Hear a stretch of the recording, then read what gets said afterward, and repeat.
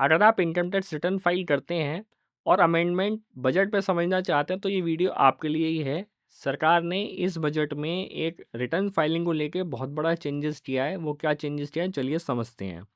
पहले जो हम रिटर्न फाइल करते थे वो करते थे सेक्शन 139 सब सेक्शन 1 में। अब नया अमेंडमेंट एक्ट आ गया है जिसमें वो सेक्शन कर दिया गया है 263।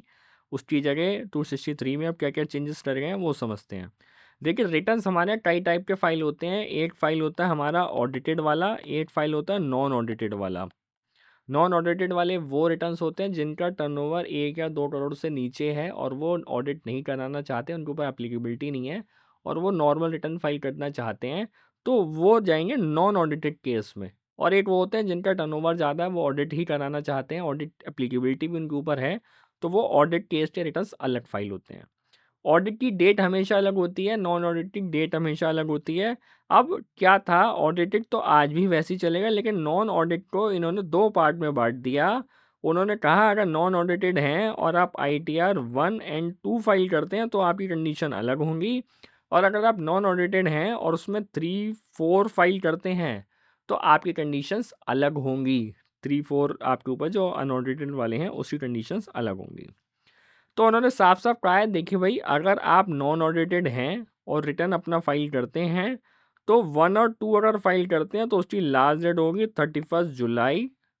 आपकी असेसमेंट ईयर की 31 जुलाई कहलाई जाएगी। और इस बार जो हमारा 1 अप्रैल 26 से इनकम टैक्स एक्ट 2025 स्टार्ट होने जा रहा है, उसमें फाइनेंशियल ईयर और असेसमेंट ईयर को हटा के टैक्स ईयर कर दिया गया। यानी अब आपको बोला जाएगा टैक्स ईयर, उसे टैक्स ईयर बोला जाएगा। फाइनेंशियल असेसमेंट ईयर को उन्होंने हटाने चाह रहे हैं। वो कहेंगे भाई दोनों में कन्फ्यूजन, हम टैक्स ईयर रखेंगे सिर्फ इसमें। तो 31 जुलाई 1 किसके ऊपर एप्लीकेबल है? 1 उसके ऊपर एप्लीकेबल है जिसकी इनकम सिर्फ सैलरी से है या सिर्फ ब्याज की इनकम है, तो 1 उसका जाएगा। 2 किसका जाता है? जिसकी सैलरी से भी इनकम है, इंटरेस्ट से भी इनकम है, डिविडेंड भी आ रहा है, कुछ कैपिटल गेंस की भी इनकम जा रही है, तो 2 में उसका आपका चला जाएगा। अब आपकी अगर शेयर ट्रेडिंग से इनकम आ रही है, कैपिटल गेन का वो वाला रिटर्न जाना चाह रहा है, तो उसमें 3 एप्लीकेबल हो जाता है। अगर बिजनेस की भी थोड़ी बहुत इनकम है तो 4 एप्लीकेबल हो जाता है।